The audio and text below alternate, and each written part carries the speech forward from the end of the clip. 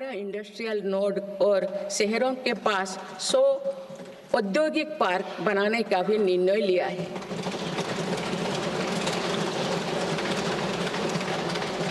शहरी यातायात को सुगम बनाने के कार्य लगातार जारी है। दिल्ली, पुणे, ठाणे और बेंगलुरु में मेट्रो प्रोजेक्ट्स और अहमदाबाद भुज रूट पर शुरू हुई नमो भारत रैपिड रेल सर्विसेज विकसित भारत के शहरों का स्वरूप।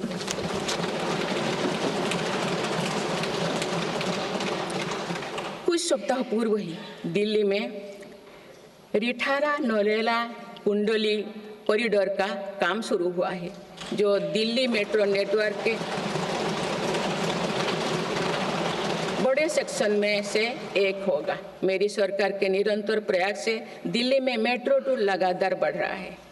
2014 में दिल्ली एनसीआर में मेट्रो का कुल नेटवर्क 200 किलोमीटर से भी कम था।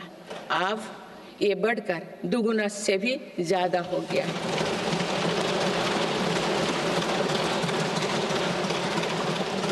आज मुझे ये बताते हुए बेहद प्रसन्नता हो रही है कि भारत का मेट्रो नेटवर्क अब 1000 किलोमीटर के माइलस्टोन को पार कर चुका है। भारत अब मेट्रो नेटवर्क के मामले में दुनिया का तीसरा सबसे बड़ा देश बन गया है।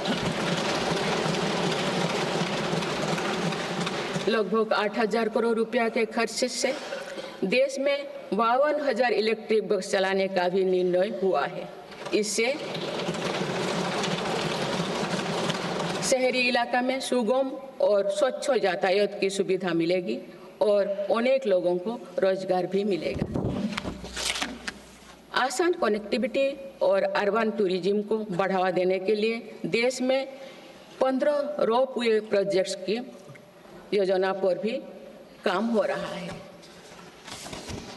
माननीय सदस्यगण, मेरी सरकार बहुआयामी एवं समरस सर्वस्पर्शी विकास की नीतियों पर काम करती आई है। इसीलिए मेरी सरकार ने जितना बल फिजिकल इंफ्रास्ट्रक्चर पर दिया है, उतने ही सघन प्रयास सोशल इंफ्रास्ट्रक्चर क्रांति के लिए भी किए हैं। समाज के हर वर्ग तक सस्ती, सुलभ और गुणवत्तापूर्ण स्वास्थ्य सेवाएं पहुंचे, ये मेरी सरकार की प्राथमिकता है। अस्पताल, इलाज और सेवा की व्यवस्था के कारण एक सामान्य परिवार में स्वास्थ्य पर होने वाला खर्च निरंतर कम हो रहा है। देश में नागरिकों तक बेहतर स्वास्थ्य सेवाएं पहुंचाने के लिए 1,75,000 आयुष्मान आरोग्य मंदिर बने हैं।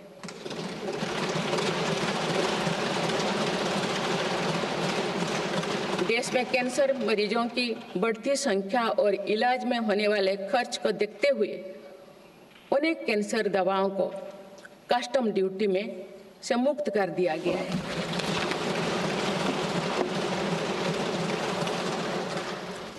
सर्वाइकल कैंसर के लिए अब तक लगभग 9 करोड़ महिलाओं की स्क्रीनिंग की जा चुकी है। मेरी सरकार के प्रयास से दिमागी बुखार से लड़ने में देश को काफ़ी सफलता मिली है। इससे होने वाले मृत्यु दर अब घटकर 6% रह गए। राष्ट्रीय टीबी उन्मूलन कार्यक्रम के अंतर्गत टीबी के मरीजों की संख्या भी घटी है। मेरी सभी देशवासियों और माननीय सांसदों से आग्रह है कि हम सब मिलकर टीबी मुक्त भारत के अभियान को सफल बनाने में अपना योगदान दें। भारत में मातृ मृत्यु दर और शिशु मृत्यु दर में भी व्यापक सुधार हुआ है। गर्भवती महिलाओं और बच्चों के टीकाकरण कार्यक्रम की सही ट्रैकिंग रखने के लिए यूइन पोर्टल लॉन्च किया गया है। इस पोर्टल पर अब तक लगभग 30 करोड़ वैक्सीन खुराक दर्ज हो चुका है। टेलीमेडिसिन के माध्यम से 30 करोड़ से अधिक टेली कंसल्टेशन से नागरिकों को स्वास्थ्य लाभ मिला है। सरकार अगले 5 सालों में देश के मेडिकल कॉलेजों में 75,000 नई सीटों के सृजन के लिए भी काम कर रही है। सरकार हेल्थ इंफ्रास्ट्रक्चर और मेडिकल इक्विपमेंट मैन्युफैक्चरिंग को बढ़ावा दे रही है। देश में नई बल्क, ड्रग और मेडिकल डिवाइसेस के पार्क भी बनाया जा रहा है।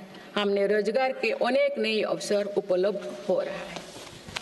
माननीय सदस्यगण, भारत में आधुनिक और आत्मनिर्भर कृषि व्यवस्था हमारा लक्ष्य है। मेरी सरकार किसानों को फसलों का उचित दाम दिलाने और उनकी आय बढ़ाने के लिए समर्पित भाव से काम कर रही है।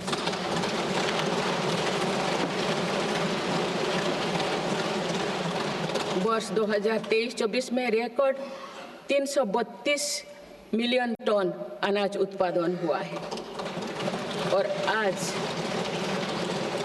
आज भारत विश्व का सबसे बड़ा दूध, दाल और मसालों का उत्पादक है। सरकार ने खरीफ और रबी फसलों के एमएसपी में निरंतर बढ़ोतरी की है। पिछले 10 दशक में धान, गेहूं, दलहन, तिलहन और मोटे अनाज की खरीद पर 3 गुना ज्यादा राशि खर्च की गई है। पिछले 6 महीने में फसलों की जलवायु अनुकूल, बायो फोर्टिफाइड और अच्छी उपज देने वाले